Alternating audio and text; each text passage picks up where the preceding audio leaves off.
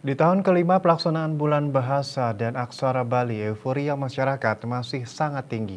Sekolah antusias menggelar berbagai bentuk mulai dari lomba, festival, hingga pertunjukan yang berkaitan dengan bahasa dan aksara Bali.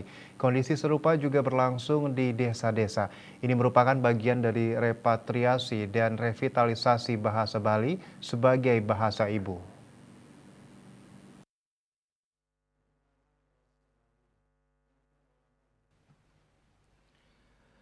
Pengawas sekolah Anak Agung Ketut Jelantik mengatakan, bahasa daerah merupakan entitas kewilayahan yang syarat dengan nilai budaya dan sekaligus menjadi fondasi bagi perkembangan budaya nasional, termasuk perkembangan bahasa nasional.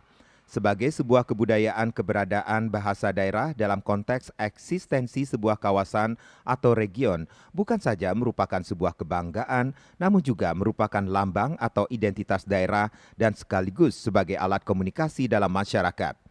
Dengan kata lain, meninggalkan penggunaan bahasa daerah identik dengan mengabaikan lambang dan identitas kewilayahan dan sekaligus memutus komunikasi dengan komunitas sosial yang paling dekat.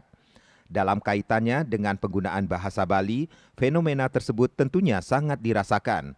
Sejak beberapa tahun belakangan ini, ada kecenderungan orang Bali lebih memilih menggunakan bahasa nasional atau bahkan bahasa asing dalam berinteraksi dengan orang lain.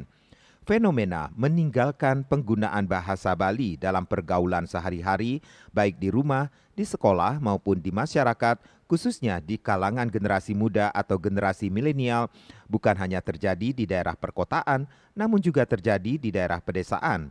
Ini tentunya sangat memprihatinkan. Dalam pandangan penulis, fenomena menurunnya animo generasi muda Bali atau kaum milenial untuk belajar bahasa dan aksara Bali dilatar belakangi oleh faktor intrabahasa dan ekstra bahasa Bali. Stigma bahwa bahasa Bali khususnya aksara Bali itu sulit dan membosankan hingga saat ini masih melekat di kalangan siswa. Percaya atau tidak, di kalangan siswa, belajar bahasa Bali atau aksara Bali sama sulitnya atau bahkan lebih sulit ketimbang belajar ilmu eksak seperti matematika atau IPA. Kondisi ini diperparah lagi dengan ketidakcakapan guru dalam memilih metode pembelajaran bahasa Bali di kelas. Pemantauan penulis di sejumlah sekolah menunjukkan jika masih banyak guru bahasa Bali yang menggunakan model pembelajaran konvensional yang sesungguhnya sudah tidak sesuai dengan dinamika dan tuntutan. Akibatnya, proses pembelajaran tidak efektif dan cenderung membosankan. Outputnya hanya sebatas kumpulan nilai pengetahuan yang tidak dibarengi dengan meningkatnya kompetensi keterampilan berbahasa Bali para siswa.